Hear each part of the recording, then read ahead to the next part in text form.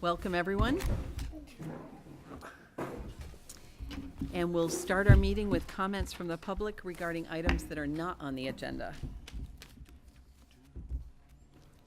So one announcement is we do not have amplification tonight, so if folks who can't hear us, first of all, board members and myself, we gotta speak up a little bit more, but if you wanna move up, that's fine. We are missing a connector to our amplification system, so anyway.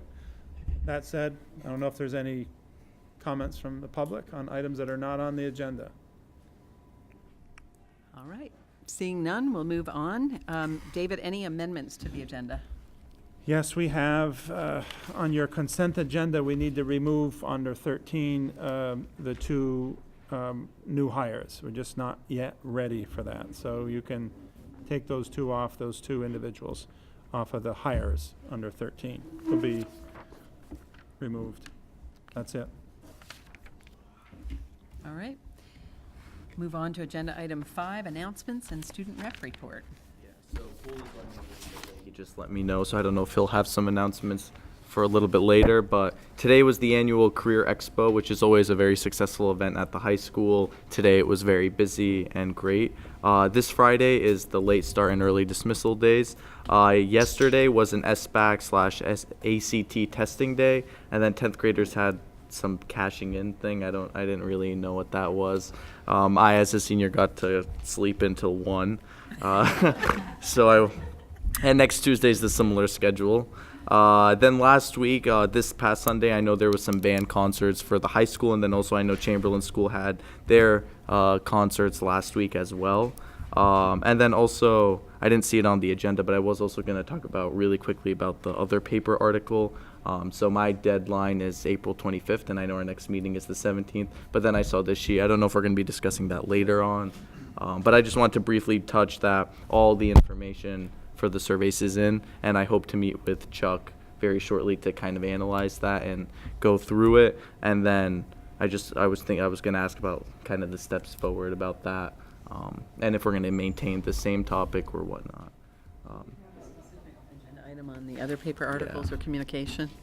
I don't believe we do. So maybe we should just do that now then, Arnell. Yeah, just very briefly. So what specific input are you looking for? Nothing's hugely specific. So the topic I've been working on, going even back from last year, was obviously all the new security implementations and how it's impacted our schools. So like I've been saying, the last few months I've been working on putting together a survey with the school, and so we randomly selected students from all 4 grades. Those surveys were conducted, and then also just last week we had the same surveys given out to all students that weren't randomly selected, including staff. And so a bunch of responses came in. So I'm going to be, like I said, having a meeting to kind of look over all those. And then I was going to write an article about kind of this year and how everything has changed and what kind of effect it's had, going back to even last year. And then basically I was just going to ask if you want me to finish like a week ahead, or who wanted to edit it. I know I'll be working with Cole closely. I'll talk with him about Yeah, I that, think if you can even give us about 3 days to respond, that usually we try to turn those around pretty quickly. But you can kind of distribute it through David and or myself, and we'll make sure the board gets it and kind of can offer some commentary. Okay, perfect. Then yeah, I'll shoot for a few days before the deadline, and I'll send it out to you guys. Great. Okay, awesome. Any other feedback for Arnell on that other paper article? No.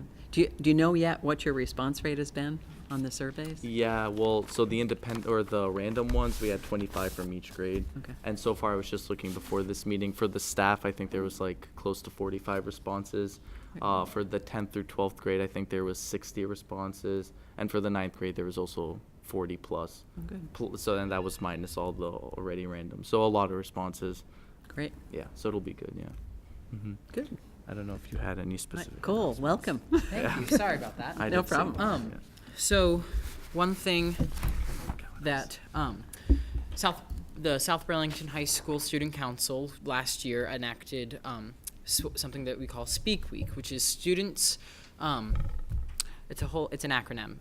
Students participating in education, activism, and kindness.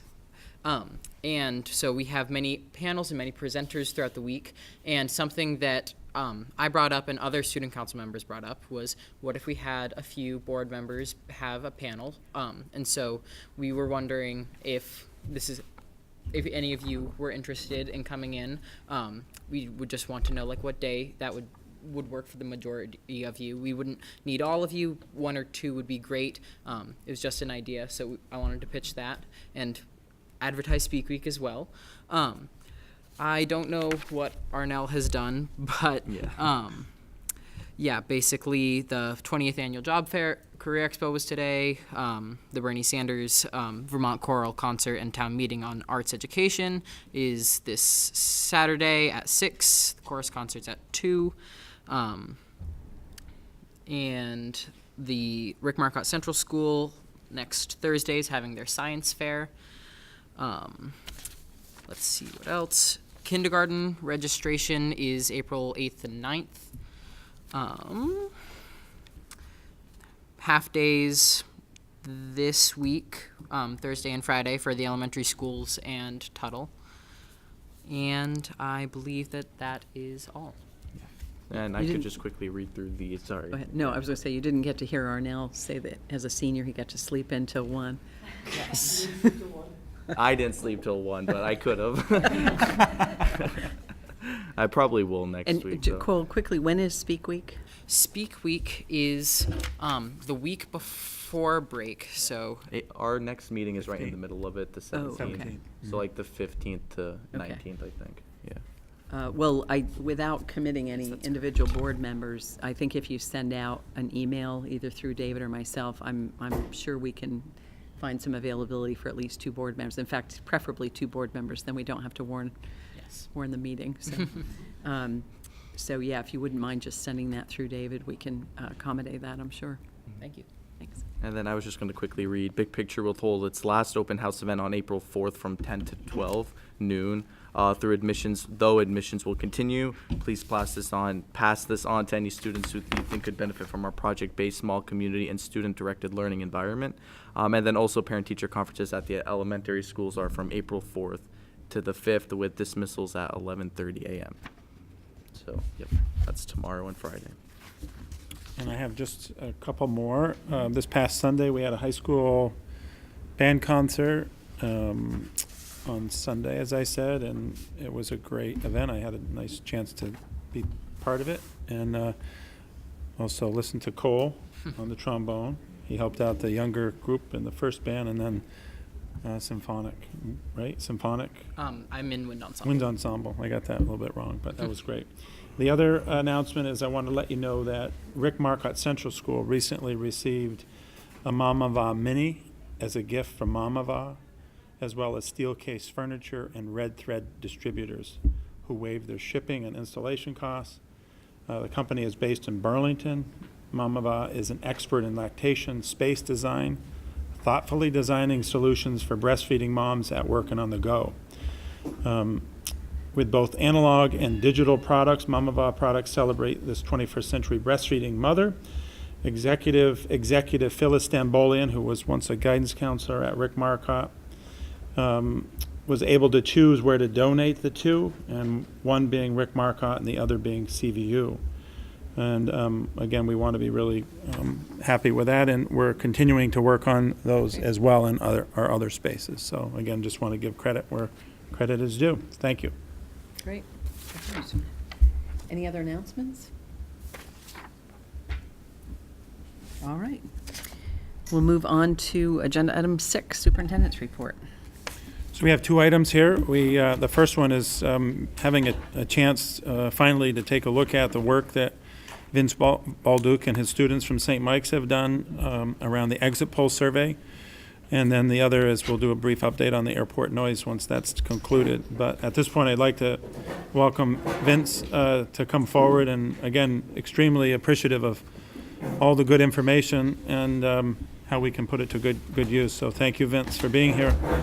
Thank you very much for inviting me. Very happy to be here, very happy to do this. Someone said you have a trick in your neck. I'm sure about it. So the focus really will be here for the next 3 hours. And this remote should work. And can everyone hear me okay? Okay. This is a variant of the one that I did for the city council a little while ago. It's a much shortened version of it, and it's really focused on the schools. Thanks to all of the kids who helped, including a bunch of the South Burlington High School students, and I see someone there named Lamont, who also volunteered to help, which was very nice. And you folks suggested some questions, and we'll see how those turned out later. First of all, an important caveat about opinion polls. If we look at this chart, simple chart on the left, it's the public perception from 1993 to 2015 about the percent of Americans who say there's more crime in the United States than a year ago. And you can see the pattern of that. And here we see the actual rate of violent crimes per 1,000 people. And it's clearly going down. And so public perception is not the same at all. That's reality. We know that in many ways. We can all come up with many examples of it. The strength of exit polls is that they reflect the people who vote and have the most interest in civic issues. It's a plus, but it's also sort of a minus because they're not representative or they're not random, as you guys are talking about apparently with some survey that you're doing at the school. You always get good cooperation from voters, very few rejections, easy to get a large number of people, inexpensive. You can't get a better price than what the city's paying for this one. It gives voters another way to talk about their community and provide input, and they feel good about it. And I like the dynamic of the interviewing process that takes place outside of each polling station. I spend my whole day while the students are interviewing going from here to the other polling places and back. And it's nice to see because students are there asking questions, and there are usually several. People talk about it, and then they talk to other people. And I think it's good for building civic community. I think it's good for us. The weakness of it, of course, is that voters are not representative of the public. Exit polls can't represent non-voters and rarely can represent early voters. And so in our case, we only did a couple of early voters. And exit polls can't be as verifiably representative of a community as a perfectly executed simple random sample. But those are rare and they're very, very expensive. If you're following along with the other thing, the handout, this is ordered differently. And in fact, I changed most of the data. I wanted to make the school people very happy, so all the answers are different. No, but it is in different order. Total sample size, 431 we got throughout the day. The total population of South Burlington over the age of 18, meaning those who are eligible to vote, you see is 15.5. Active registered voters, almost 15. Ballots cast, that many, including that many early. Remember, we missed virtually all of those.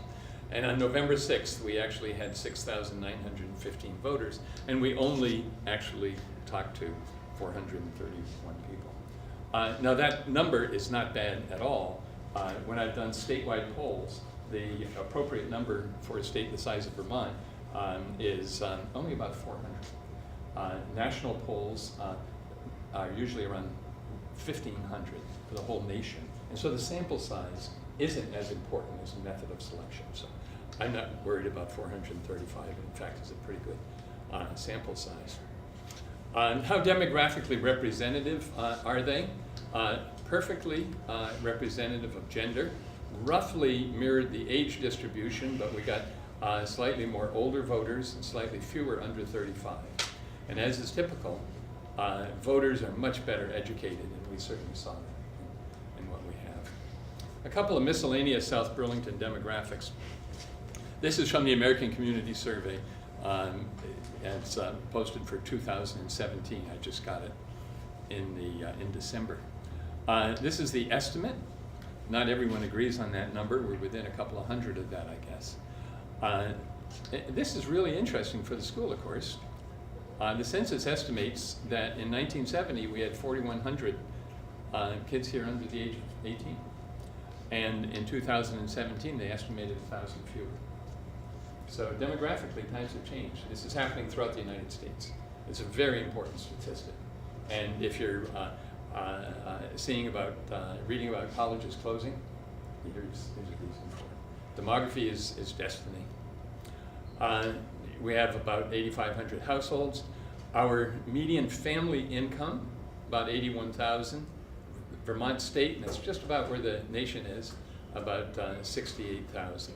Median household, and a household is typically a little smaller. It includes single persons and people who live together who are not married. And that, of course, is lower, as it is throughout the United States. This is a really significant figure for South Burlington. We have, according to the American Community Survey, which is the census, it's their census intercensal years, 55% of our adult population has a bachelor's degree or more. In Vermont, the figure is 37, which is higher than the nation, which is only 31. So we're a very well educated community. We're also an old community.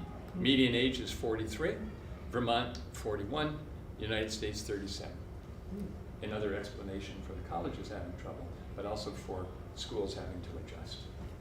And we also know that older voters give different responses than younger voters. And so we're dealing with, when we're asking for people to approve bonds and stuff, we're dealing with older voters. Ethnic composition, 90% white, 5% Asian, about 2% black. The type of residence described by the respondents is very similar to what we found when we did this 2 years ago. You can see the background color of this is a little different. I use that background color whenever I do a historical slide. Most people live in single-family units, about a quarter in condos, apartments in the teens, and duplexes there. Just the trick on this one is that time usually goes left to right. Here it's going right to left. So good pickup. We've got to keep that in mind. Here's a self-described political ideology. We ask one question on that. How do you usually describe yourself or think of yourself politically? And this is the distribution we got in 2016 and 2018. Very similar, almost no change at all over that time period.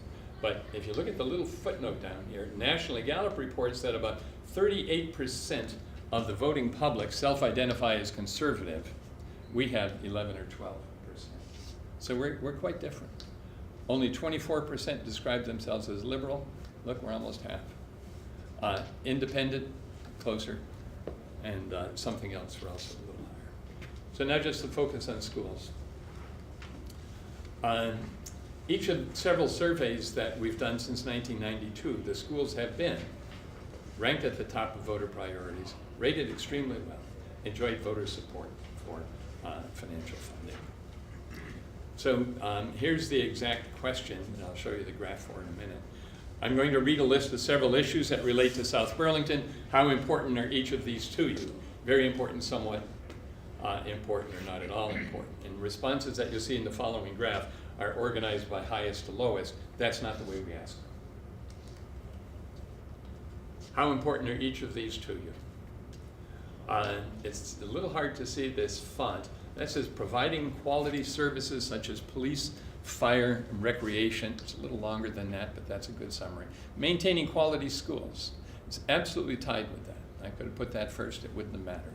90% say it's very important, 9% somewhat important, and only 1% say not at all important. You can barely see it on there, okay? Those come well above all of the others. Balancing the city budget, building more affordable and entry-level housing, new infrastructure, such as the roads we're seeing at City Market, attracting more businesses, maintaining the existing tax rate, and building a new rec facility. So you can see, I organized them by this, by the percentage saying very important. Okay, stop me at any point if you have questions. We asked this question in 2016 and in 2012. And so I took off the somewhat important and just organized these by the percent saying very important. And we see schools, 90%, as we just saw in the last slide. In 1916, it was 94%. In 2012, it was 90%. I don't think those are statistically significant differences. that's much at all. Do you see any on here that really do look statistically significant, where there's a big change? Affordable and entry housing. Affordable and entry housing, it sure has changed, hasn't it? Look at, here it is here. It was 37 in 2012. Look how it's gone up.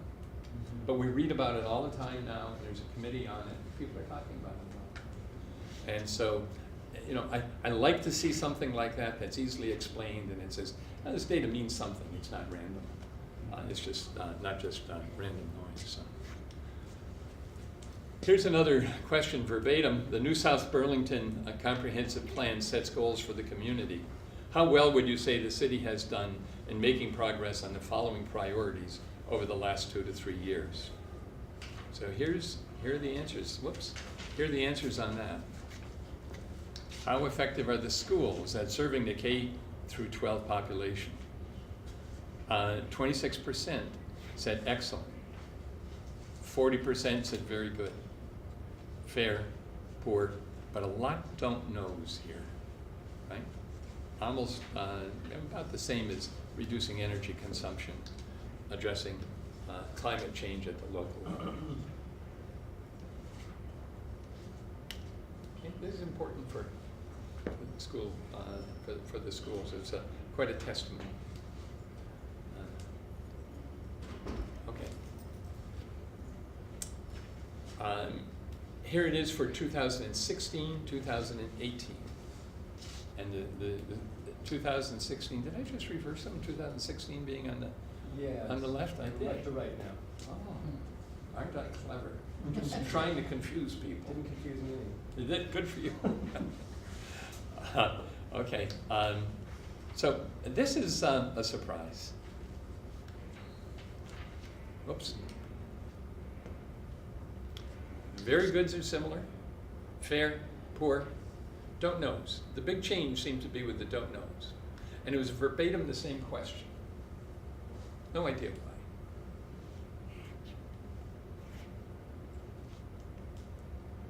As these things go, it's a pretty big change. I have no idea why. It could be that we have an aging population, fewer kids in school. People don't know as much about the schools. I don't know. But they clearly went from don't know. They were taken from the excellent category. Okay. Overall, 26% said we were doing an excellent job. There's the 26% there, right? So overall, 26% said the city schools were doing an excellent job at serving the K through 12 population. But some subgroups were less positive in terms of age. 13% said excellent. Of those over the age of 35, 29% said excellent. So very age specific, twice the percentage for the over age 35. Homeowners, much more likely to say excellent than renters. And here it is by voting district. Now this is not the same as school districts, but that's where people vote. Orchard is kind of a standout here. I'm sure it's because of Martin. I don't know why it is, but in several questions, not just the ones that I'm showing you, but on many others, Orchard really was distinctive. Orchard and Southeast Quadrant stand out in a lot of ways. The Kennedy Drive precinct, let me see, do I have the map? Yeah, here it is. Here's the Kennedy Drive precinct. We call it the Kennedy Drive because our legislators call it that. So, do all of them go to the same school? I don't think so. I think they actually... No. No? Okay. So it's not perfectly aligned with it, but that precinct only 16% compared to 34% in the Southeast Quadrant. There's something going on there. We know Kennedy Drive has a lot of rental units, and we saw before that renters were less likely to say excellent than homeowners. So why is that? The last long question I'll read verbatim. I'm more than halfway done here. Here's a hypothetical question. We're trying to get an idea about whether or not voters would support several new city initiatives. So hypothetically, would you be willing to pay an extra $100 in property taxes per year to support the following? Keep in mind that even renters pay this indirectly. So this is just the percent who said yes. And then we read these, not in this order. when we were done, I put them together into this order. So we have improving city schools and increasing renewable energy sources tied with 84% saying they'd be willing to pay an extra $100 in property taxes for either of those. The others, these aren't far behind. Attracting new businesses, building a rec facility are far behind. Of the 84% who were willing to pay the extra $100 to support our schools, support varied. It was higher for those under 30, 100% of the people under 30. For over 45, it was only 79%. And was higher among renters than homeowners.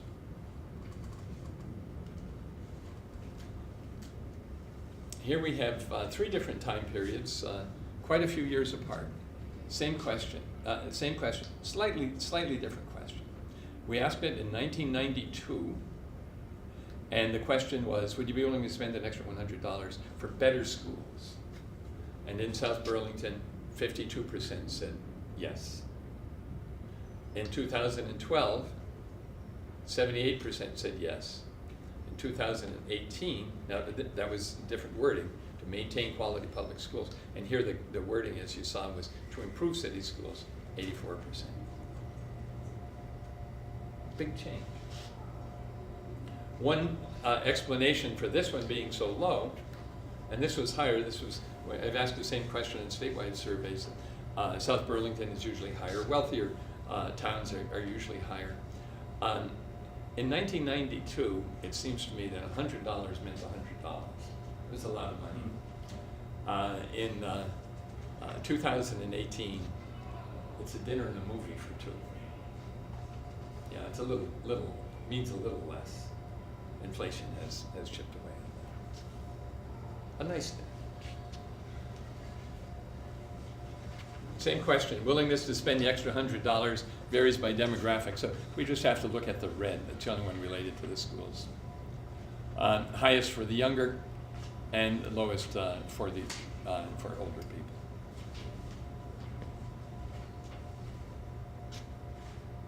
You can see some of the other questions we asked. Now, here are the questions that flowed from what you guys suggested. In just a couple of words, what do you think are the most important skills for young people to develop before they graduate? And how do you analyze 334 responses? Well, I did the word cloud on it, and the 40 biggest words, the most commonly cited words, and there they are.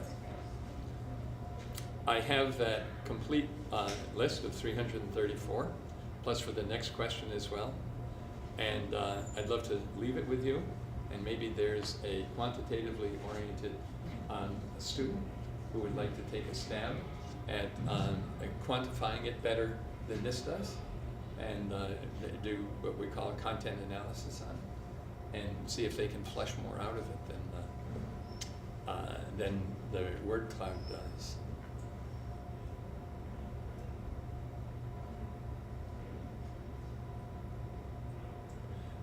One of the problems with quantitative things like this is it would be very difficult to determine whether there's more women or men, to do any of the crosstabs, for older, younger renters and so forth, people with college education. It's very hard to do. So anyway, that's the best I could do. Here's the next question. The school board is always trying to better engage with the wider community. Can you think of a few words of advice for how they might do that better? The most common 50 words, for those, we had 220 responses.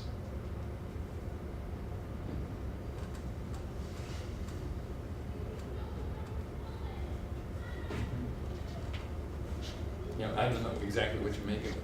I was happy to see that the school board meeting was here tonight. I mean, that's a way to outreach and go around the different areas. So anyway, I'll give you those 15 pages of verbatim responses. A few more questions of relevance to the schools, and not specifically about the schools, but I think these are important issues. You generally think South Burlington is growing too quickly, too slowly, or is the rate of growth about right? So overall, this block, 30% said too quickly, 8% said too slowly, 61% said about right. Difference between men and women on it. Women are more likely to say too quickly. Homeowners are more likely to say too quickly.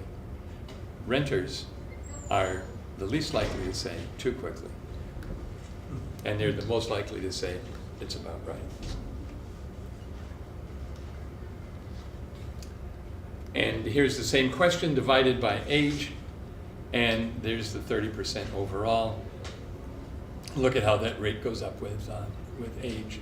It's just percent saying too quickly. So younger people are less likely to say too quickly. Older people are the most likely to say too quickly. Not as much of a liberal-conservative divide as you might expect. Conservatives are more likely to say too quickly. Liberals less likely. Independents in the middle. Airport noise. I'll let you read this. I don't have to read it for you.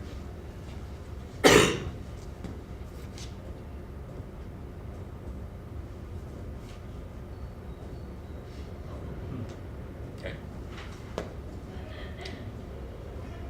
80% say insulate. 20% say remove. And some demographic differences on it. Orchard School, the least likely to say insulate. Southeast Quad, second. These two, Chamberlain and Kennedy precincts, most likely to say insulate. Women more likely to say insulate. Self-identified conservatives less likely to insulate. Liberals are more likely to say insulate. Just interesting differences. You have to talk louder to keep up with the basketball game. It's baseball practice, the first one of the season. So Wait, they're what? very- It's baseball practice. Oh, that's baseball The practice? first one of the season, so Really? they're very excited. They should have been out in the snow. Go I can't Mets. believe it. I can't believe it. Can't believe it. Okay. 25% of respondents said they had attended a meeting of the City Council, Planning Commission, DRB, the school board in the past year. I don't think that's correct. The people at City Council, Planning Commission, they don't think it's correct. They said maybe they're all going to the school board, but No. all the best people are here. But people like to say flattering things about themselves, and it's kind of nice to be civically involved. And so people say, yeah, maybe they went 5 years ago, or maybe not. But anyway, homeowners by far the most likely. Older citizens by far the most likely. Okay. I think that's important to keep in mind about people who are the most engaged. And I think this is the last one that I have for you. It's on the library, and since it's so strongly different by education, I thought you'd want to see that since we're all involved in the educational enterprise. Have you visited the library in the past year? Now that's also the type of thing that people want to say they've been to the library. They're kind of embarrassed not to say, so they probably exaggerate. But women much more likely to say they went than men. Homeowners much more likely than renters. And by education, look at that go up by education. Maybe it's just people feel more pressure when they have a bachelor's degree or more to say, yeah, I went to the library. Or maybe they really do. By voting precinct, big difference here too. Here's the Orchard School standing out, and they're not close to the library. Chamberlain the lowest. Nope, Kennedy's the lowest. So I think we're also seeing something here with renters compared to homeowners not quite being as engaged in the community on many levels. Renters are less likely to be. And by age, it also goes up with age. Older people are different. Okay. So I think that's all we have of the school section. I've got 50 slides after this if you don't want to see. Were these asked personally, or was it a sheet of paper handed to people to fill out? They were asked personally. Okay. I can show you the questionnaire. They were read just like kind of you read them to us and Yeah. responded to at the voter Right, locations. Yeah. right. Sometimes voters got a little impatient. We can only ask on their way out of the polls. And they were looking over, and we didn't discourage looking over the shoulder and say, I can, you know, it's very important, you know, just it speeds it up. Yeah. You know. And altogether, we had 52 questions. It's 10 or 15 minutes. 10 or 15 minutes. And once people get started with it, they virtually never stop. Mm-hmm. But it's making that first contact. So here's the verbatim responses. Shall I Sure. Yeah, definitely. pass it over here? It's more than, there are 2 other questions we had verbatim questions for. Thank you, Vince. Vince, the interpretation on the, I know that the word thing you pulled out, the most frequently used, but were any of those phrases, or are they really single words? It was done, the way the cloud does it, it just goes in and looks through the whole text for words. So And some so of them words seem should to be standalone? Yeah. Okay, They could be standalone, they could be part of another phrase. Okay. Like taxes are too high, the word taxes would appear okay. more than 2, and they, you know, they drop out certain parts of vocabulary. Yeah, because sometimes there's 2 or 3 words that look like, did those go together or not? Yeah, But, right. okay, gotcha. But anyway, they're all verbatim answers. Have fun. Vince, I don't think I did a proper job introducing you, but you've been a longtime professor at St. Michael's College in sociology and anthropology, I believe, Yeah. teaching classes in all kinds of different things, including statistics, I believe, right? Research methods. And you've been at it for a couple of years, I believe. 45 years. You know. And I retired on January 1st. And I just recently met the person who is following me and will be teaching research methods. And she knew about the frequency with which every year my class would survey. So I've done 50 surveys over my 45 years, maybe 60.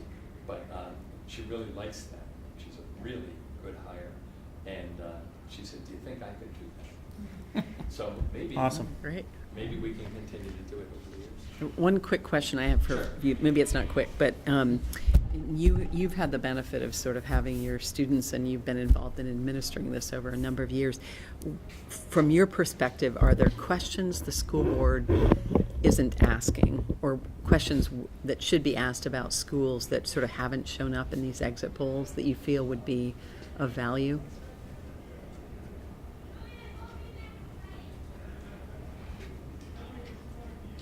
You know, I don't know. I mean, nothing jumps out at me. Yeah.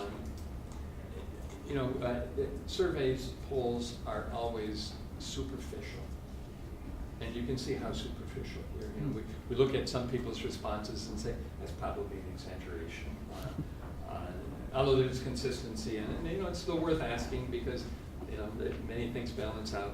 But, you know, to really get inside a person's head, we've really got to sit with them and listen a lot longer, but then it's harder to quantify. Mm-hmm.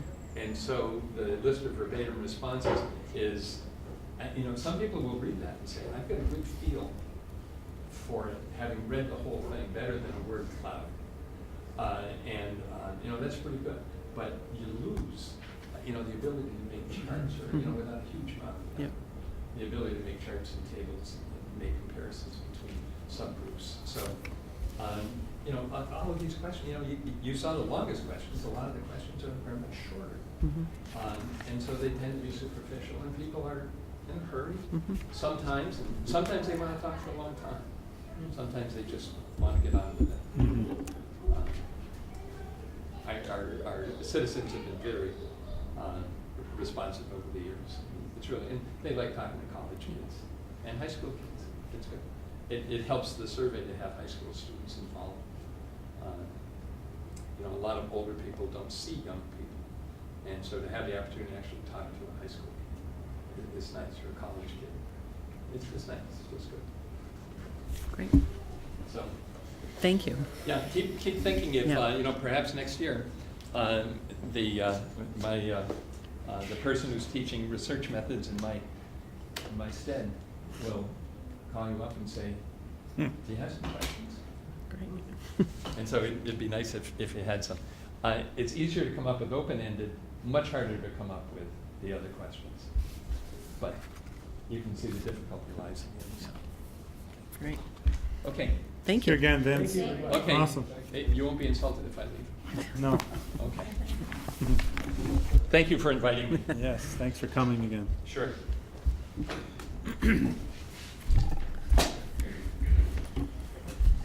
Airport noise? So airport noise update, what we've also talked about is Chamberlain soundproofing. Again, we're in Chamberlain School. We did get back information from the the Burlington Airport on the public records request. And we, I think, are close to concluding with, that information and asking some additional questions back. Also, we'll be informing you, board members, on where we are with that. But again, looking at all choices and alternatives and what we need to do to be ready and responsive for what we know is September of this year, the arrival of the F-35, which is in part a component of, obviously, the airport noise. So again, I just want to make sure that you're aware of kind of where we are, and I don't know if there's other particular questions that you have at this time regarding that. Well, at one point, we talked, David, about perhaps accelerating what administration feels might be done, and then potentially looking at some kind of reimbursement if we can't really get an adequate response, particularly because we have a pretty short construction season during the summer. But do you have any guidance on that at this point? Well, it's a little bit conflicted because, there is a process currently outlined through the FAA as outlined procedures and processes around doing this, because again, we're not the only community that has an airport and has a school within near proximity. So we're a little bit conflicted around following through with the guidance that we've received from the grantor, being the airport, through the FAA, and we're really trying to understand where we are with that so that we can be in most informed process.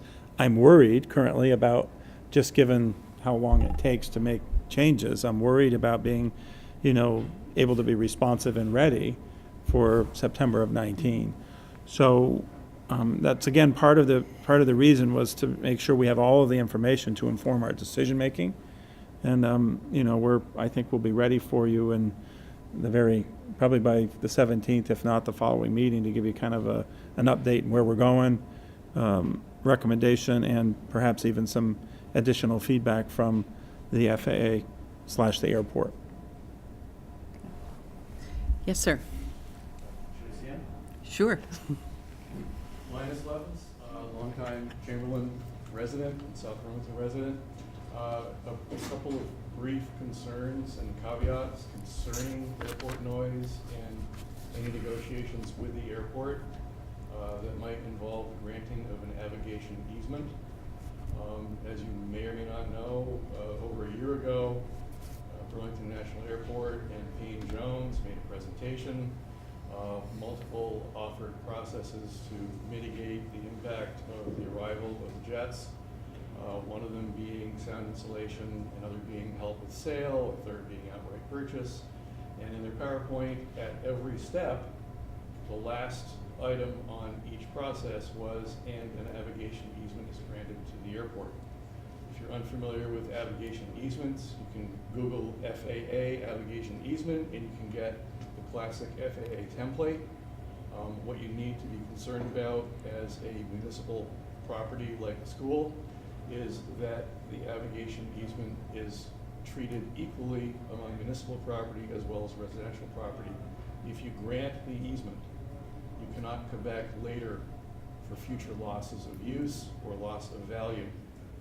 So my concern is that if you accept a navigation easement from the airport, no matter how cleverly worded or clouded or cloaked it might be, you could be taking $60,000 for windows and losing a $10 million grade school. That would be an extremely unfortunate affair.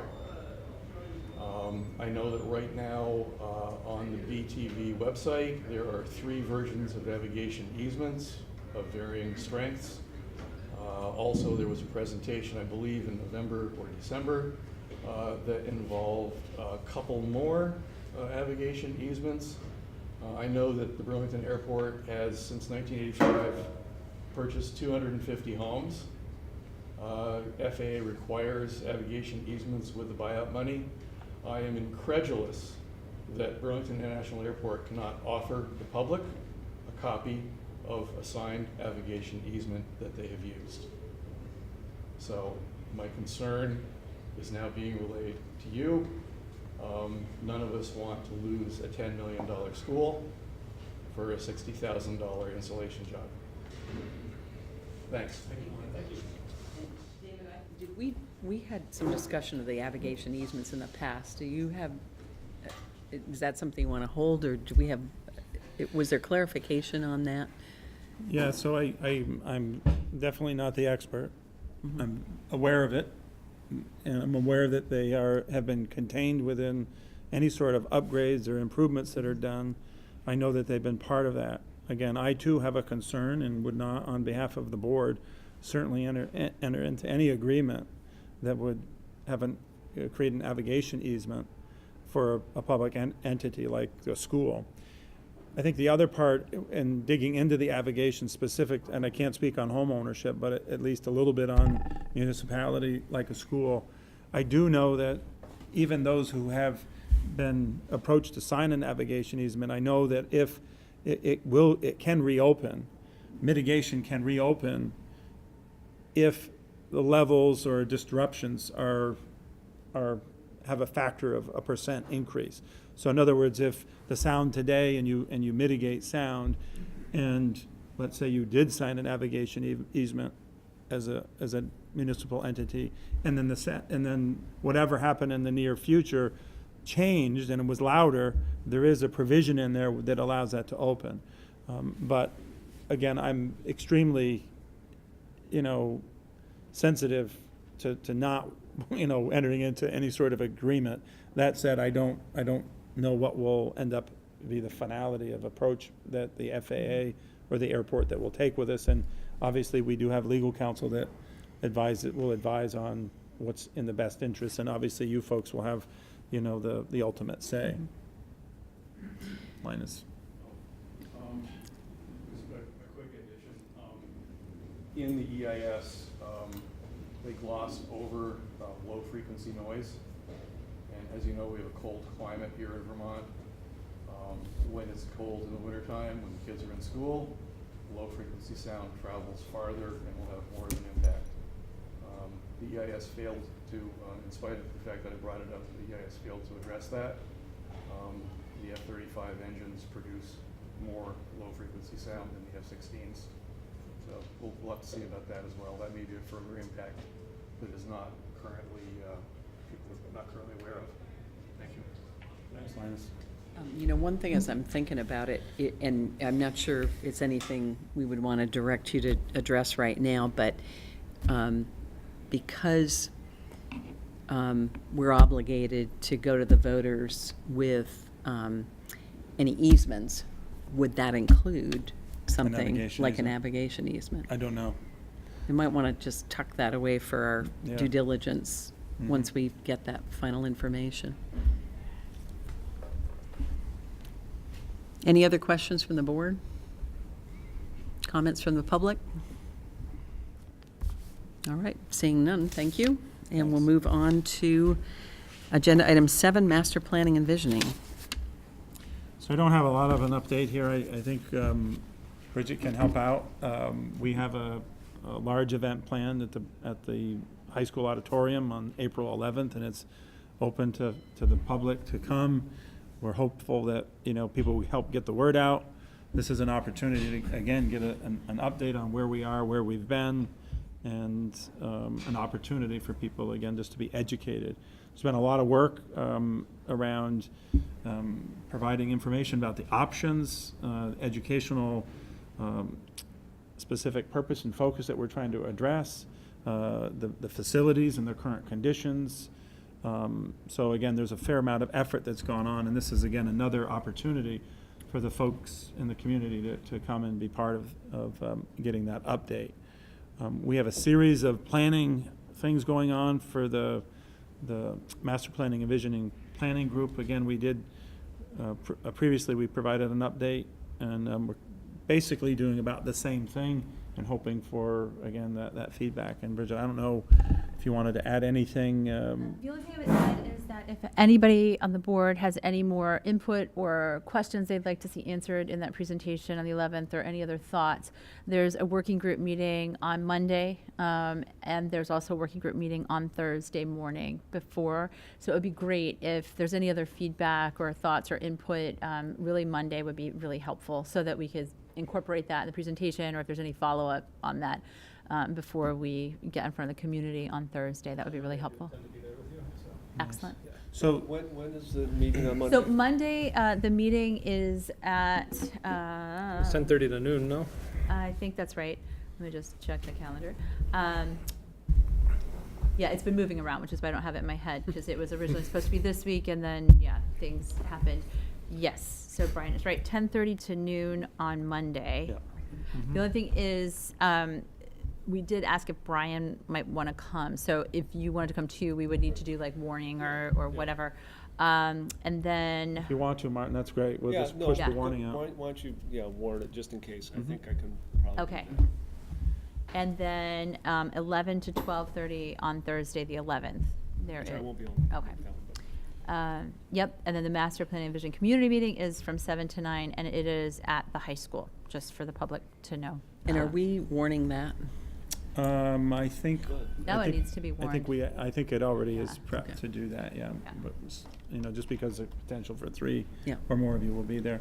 So I would say, again, follow on to Bridget's point, we did the presentation, I'm drawing a blank on the date. On the last time. Wednesday. Wednesday, what was that? Well, we did the presentation on Wednesday to this group. We did the community visioning session last Tuesday, and then on Wednesday, we did more discussion, I guess, in our working group. We didn't really do the presentation, but we did more discussion. in our Right, working so from the last presentation, if there are things that you'd like to hear more of than or less of, that would be great to, not that you have to do it now, but if you think it would be more informative to the public and to do more of something, this would be a great time for us to be able to kind of get to those tenets of those questions.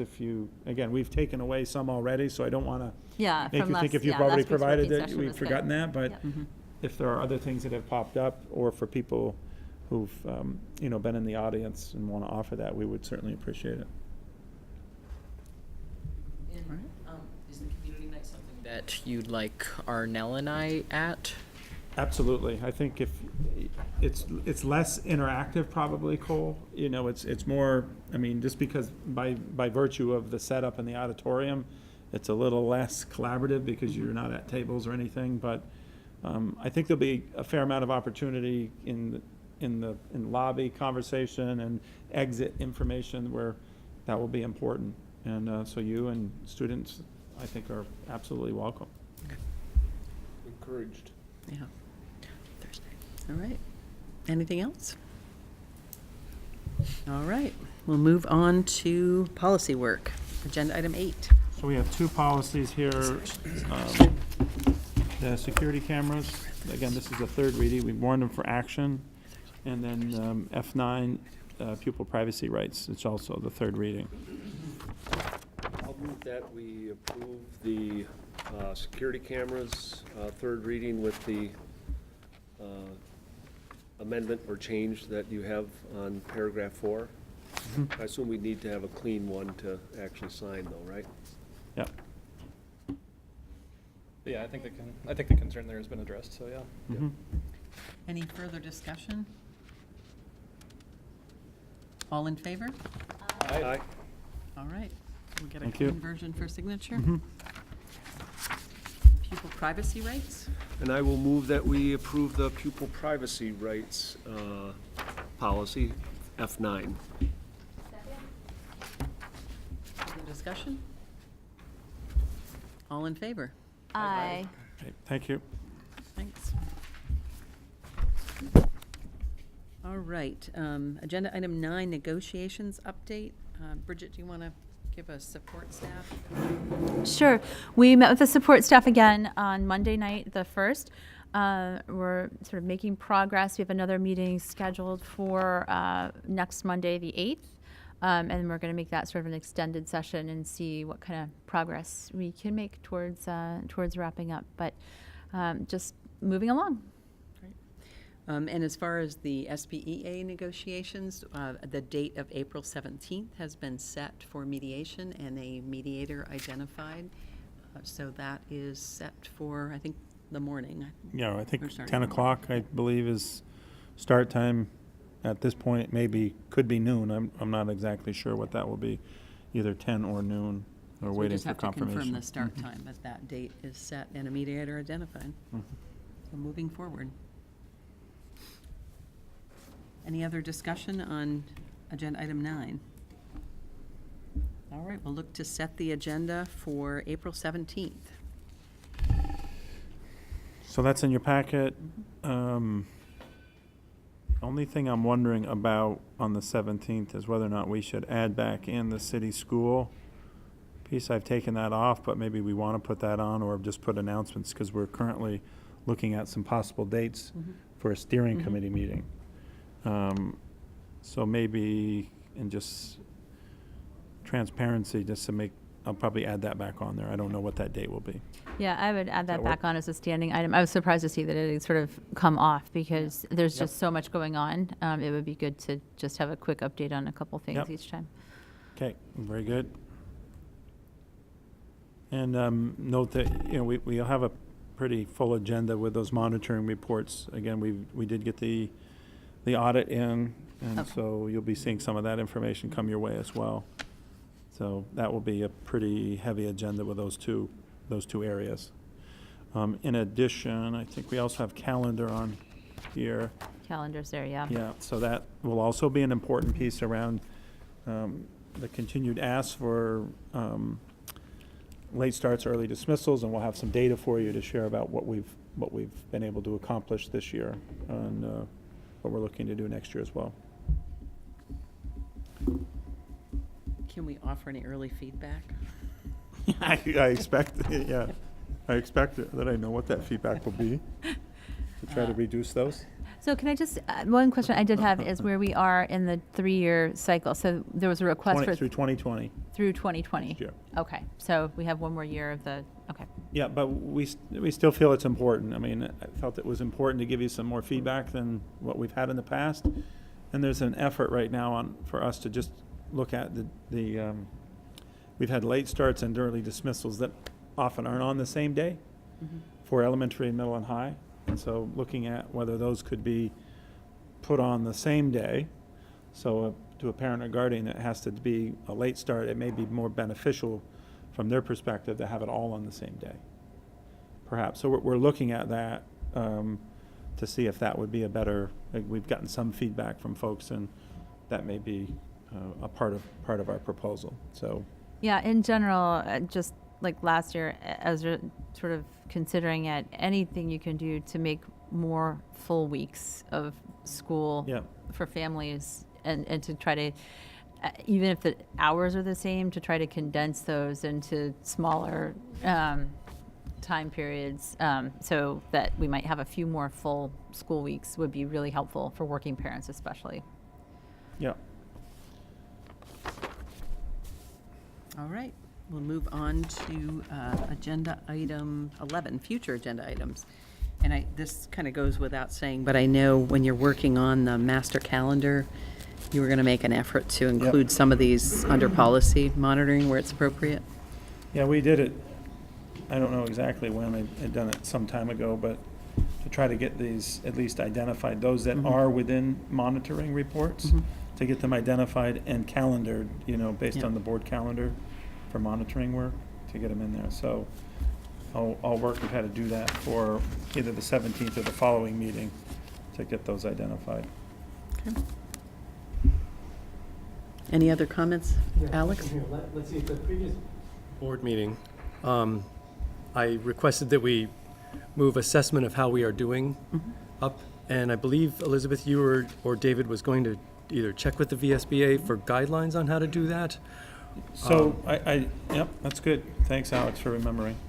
So I do have a couple examples, or I have a framework. I did ask both VSBA and Val Gardner, who does a lot of policy governance work, and she's given me some good, I don't know, 4 or 5 links to some elements. So I'll bring those back. Okay. I just didn't have time to get to them.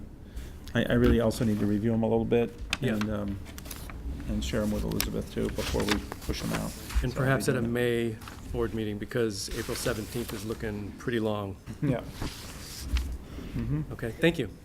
And do we know what we want on all of these? It's been so long ago that we put some of them in here. I mean, what do we want to hear about in federal and state education policies, for instance, which is a relatively broad topic? I think they were the mandated and required policies, as I remember.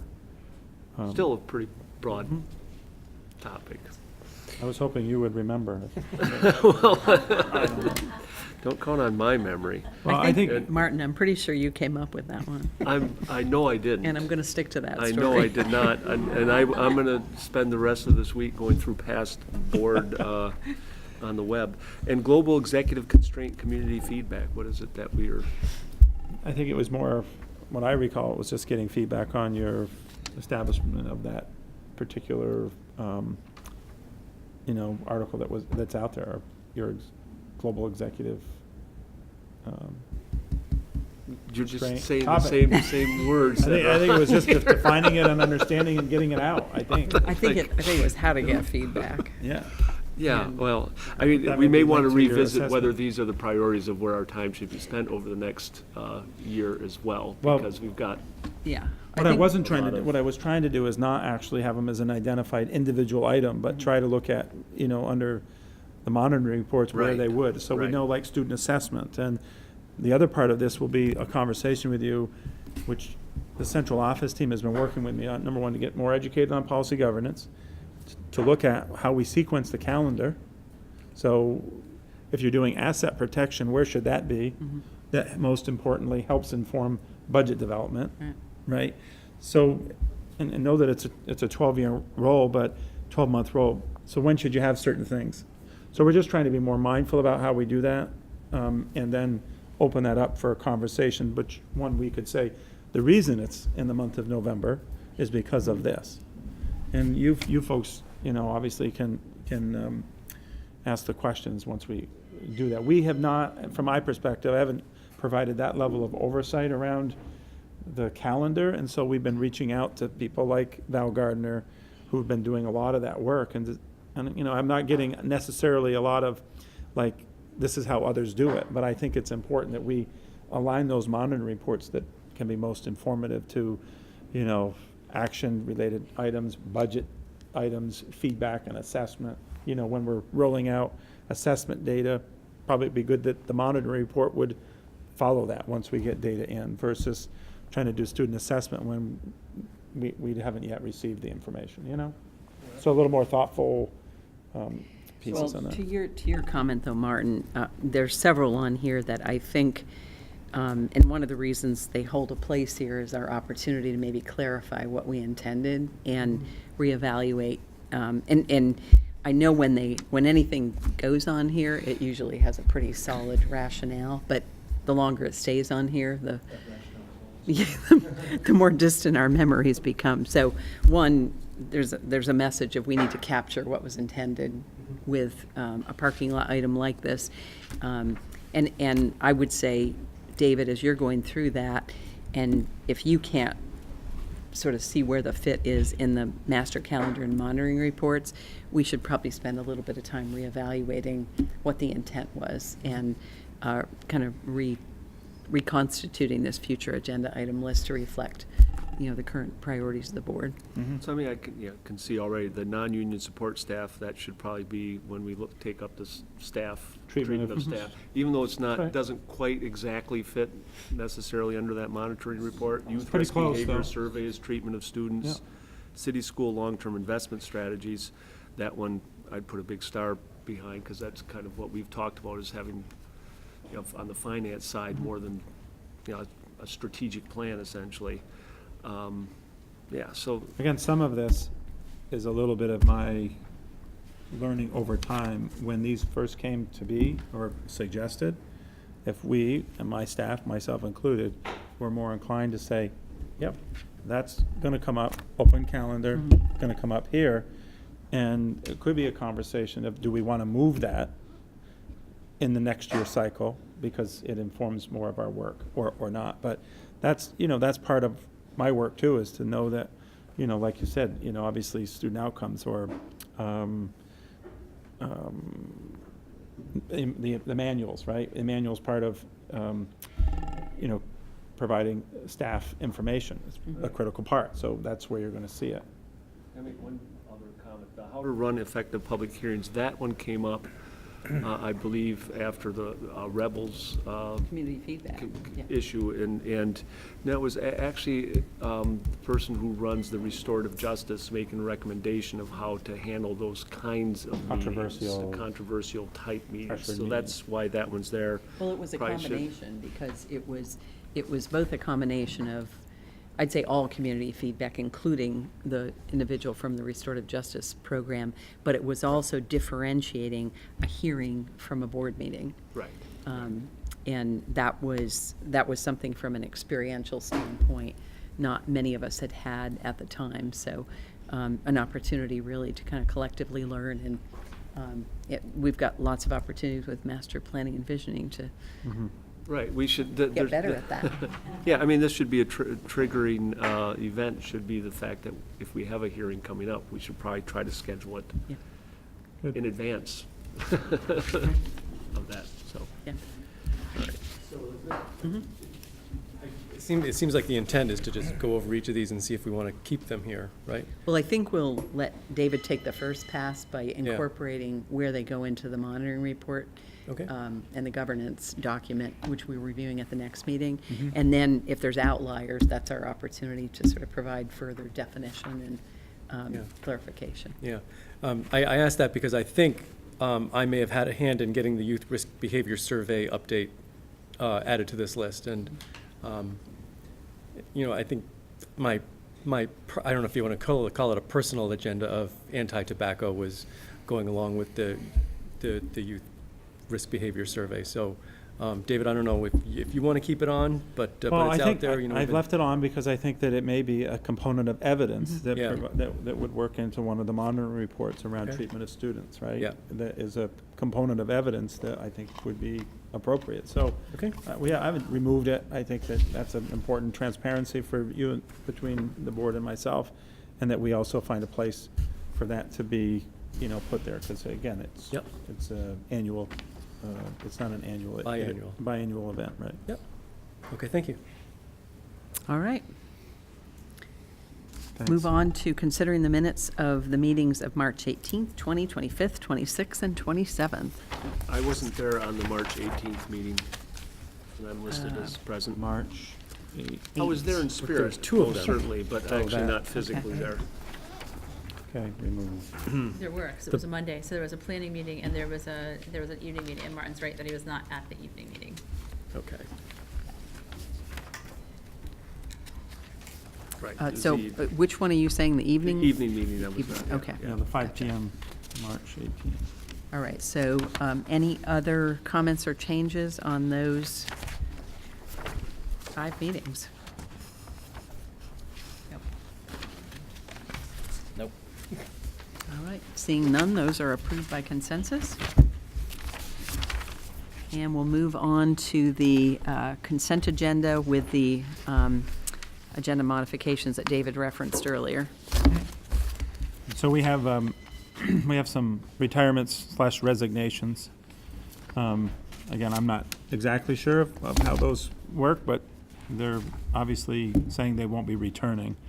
Alex Anthony, he's been math teacher, been here for 15 years, and letter was included, and again, done a great job for us, and just a really, really wonderful person, so we'll miss him. Anna Chang is, there's a reduction here of .2. Stephanie Steck, again, 23 years. She's been a speech and language pathologist. Again, just a wonderful person, been a great, member of our staff at the high school. And then Melinda Tate, she's been a classroom teacher at Orchard, and she's first began with us back in 1989. This is her 30th year. And then there's a leave of absence. Actually, yeah, David, sorry, can I interrupt? I did want to take the leave of absence and take the buses off the consent agenda so we can have a little bit of discussion on those. Sure. So that ends with Melinda Tate then. So again, if you're inclined, I'd certainly, on your behalf, we would write letters to the three, Alex, Stephanie, and Melinda, and wish them well. Yeah, Mrs. State had my boy twice, and she was a great advocate. Yeah, Yeah, thanks to all of them. got it. Great, thanks. And so my question on the leave is, I read through the letter, and I know we've had requests like this come in the past, and my basic question was, is administration supportive of this? And is this consistent with kind of past practice? And is it a good decision on behalf of the students that this individual serves? So it is, we do ask the administration first, which is a major contingent component, and it's got to work for the schedule. Not every position in our district, elementary, middle, or high school, are able to be fractionalized. This is one that, in this case, Mark feels that is appropriate and can be done. That has been scrutinized. So we'd hire another .4 Yeah. to fill the rest? And that's feasible as well? It is in these particular positions, just the way where we are and the interest, we certainly feel like we can fill that pretty easily. Art teacher, Yeah. But we do ask that question, and I would say it gets harder and harder with, certainly classroom teachers. It gets harder and harder to have fractional. Can be easier on job shares, a little bit obviously harder on .2 minimum reductions. You just can't make that work for kids. Yeah. Okay, and then my question on the buses is really, because this is a pretty significant item and one that we have kind of a master plan of leasing. I've noted that cameras have become options in the RFP or in the quote themselves. So I just wanted to just pull this one off to have some discussion on, where we are with the schedule of new buses and sort of where this new specification is coming from, or it seems like a new one. And just validate the recommendation, because it is not I don't believe it's the low, is it the low bidder? It's the second With the camera, it is. If you add the camera option, it becomes the lowest. So the Okay. question is whether the camera option, and it's a tiny amount higher than the Yeah. lowest bid. Yeah. So what is the camera option? Can you explain that? So let me first just say the two buses do, it is part of what was budgeted. We initially had 3, but we dropped to 2 in this proposed upcoming budget. So that's in line with our budgeted amount, but we're 1 less than what we wanted to be in the stewardship. So again, the following year, we'll try to continue to stay, at least there. As far as the camera option, we think this is an important piece, particularly for some of our longer trips, where we have often put aides on the buses. So we think that's an option that's worthy of having camera on in the event that there's an accident or concern that we can use similarly to our camera policy that we would need if something happens. So Camera inside? the camera is actually Looking at the students or is it inside, outside? looking at the cargo, looking at the students. Yeah. Oh, okay. So if there is something that happens, again, right now, we would not see this. These would likely be on more of our longer route buses, and also where we have we're having a tough time getting aides on buses to help with that. So is this, is this in lieu of aides, or I'm confused a little bit? Aides are often required for students, but in addition, sometimes if behaviors, long trips need additional support, and individuals that need to be responded to, then the camera does provide an option in the event that somebody's gotten hurt, where we can use the camera to do that. So the camera option is simply the wiring harness, if you will, for the cameras. So that's an option that there's a whole lot of things that you can add into the inclusion of the bid. We've kept it pretty simple. The WC Cressy, even though it's a tad more, I know that from our mechanic, the particular option of this bus with the motor and all of that is the highly preferred one, a little bit better on mileage. So those are some of the additional pieces around that. I'm not exactly able to give you all of the details on the conversation with the camera. I'm certainly happy to get you back some additional questions if you'd like, or answers if you'd like. Do we need to approve this tonight, number one? And if we do, can we hold on the cameras until we have a little more discussion on that? Well, number 3, I'm wondering if these cameras would be bound by the same security camera protocol we just talked about? Yeah. Yeah, okay. Yeah, that's, I mean, we do not want to be viewing unless there's a warranted need, right? Yeah. But in some cases, and again, I think most of our students do really well on the buses, but there are occasions where there's some things happening on the buses that it's hard to help mitigate those responses without, a confirmed set of eyes for what might have happened. And our longer rides typically, although not always, our longer rides to the islands, an hour and 15 minutes, and in some cases, that was probably our longer ride at buses where we're seeing some of the need. I guess to Martin's question, does this need to be, or this isn't really an action approval, but does this need to go forward with the board's consensus this evening? Well, I guess, I would like to I think we need to get moving on this bid request to be able to get them ordered and in. I guess what I would say is that we, maybe in your approval, would be to ask for specific rationale and reasoning and use for the cameras. We're not gonna stay outside the policy.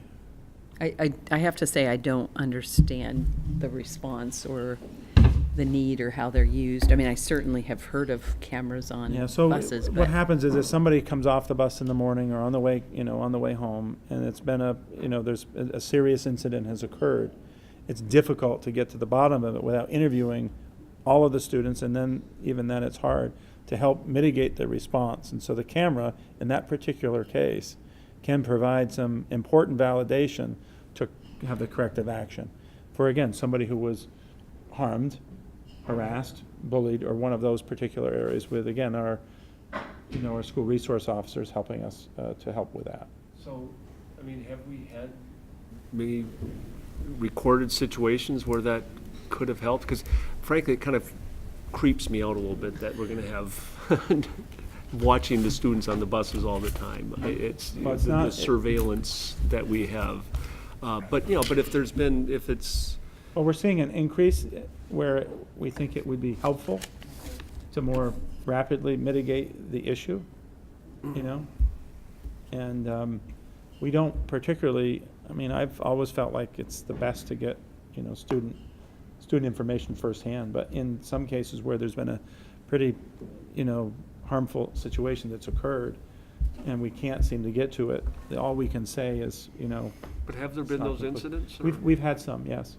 So we think it's important that maybe we look at this as an option to help ensure, student safety and ridership. well, I don't want to stand in the way of the buses that we need being ordered, but I would like to understand this camera option better. Obviously, it could be ordered with it and not used, but is there a plan to outfit all of our buses with cameras? No.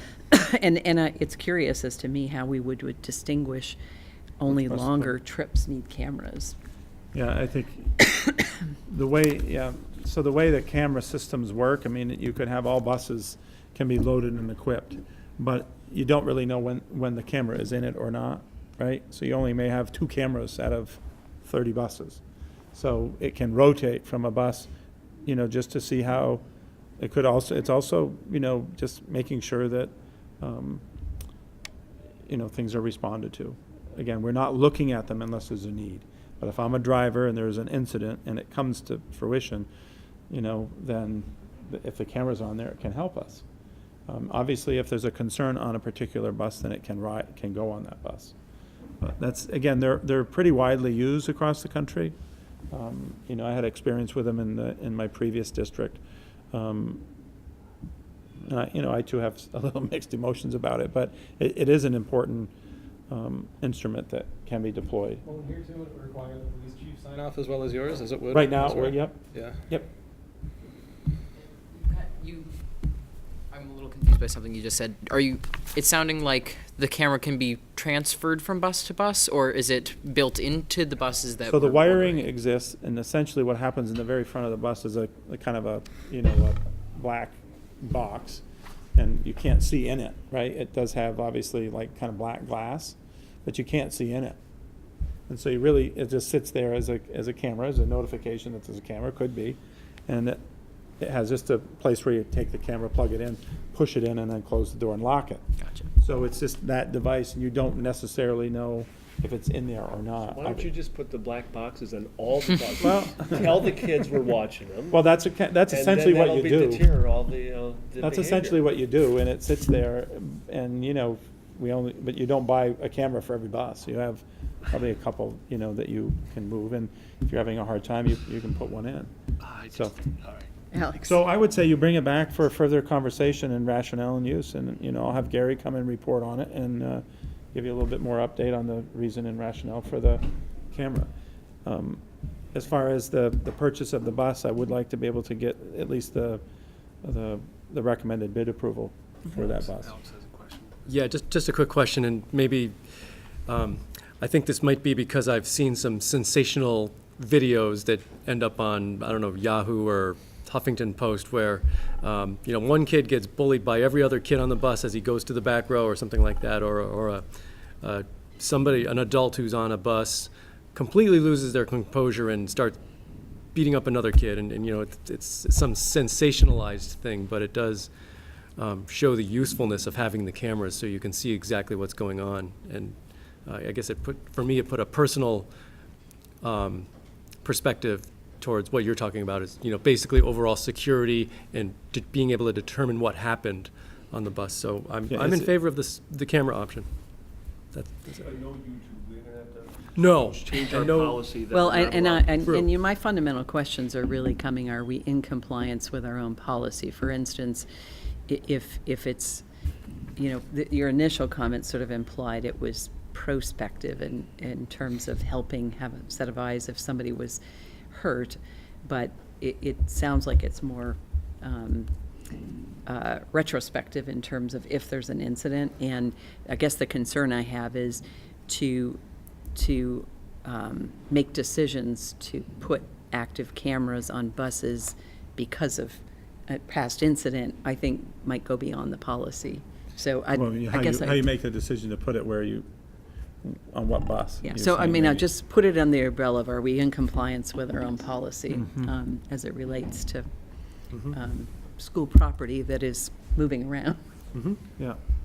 I did have And one as other- well as warnings, do we have information that, because I know we have to have that on the buildings, that Yeah, we would cameras are have in to do the use. same. Yeah, Yeah. we would have to do some placarding on the buses, and, yeah. So I had one other question, separate question. So whatever happened to looking into the possibility of an electric bus? Those grants not out there, or So, what was? No, we did what happened apply, with that? and they've not been available. I don't know, Gary can report out to you on that. Yeah, I'd be interested. But we did actively pursue it up to including charging station. I think we're still in the queue. I don't think either, I don't know what the outcome was. Why we didn't get it. Might we have, it's We didn't not get it. just, okay. We didn't get the grant. And we'll continue to look at the cost. The grant really significantly helped offset the price, was my understanding, so that. Right, yeah, that was it. It brought it down within the same range of the bus cost, Okay. including the charging station, but we didn't get it. But I can have him give you. Yeah, I'd be an update curious on to know. All right, thanks. maybe the next option. All right, so the only follow-on item will be on the camera options on the buses from a follow-up standpoint, and barring that, everything else is approved Right. by consensus. Agenda item 14, any additional questions on AP orders 35, 35A, and 36?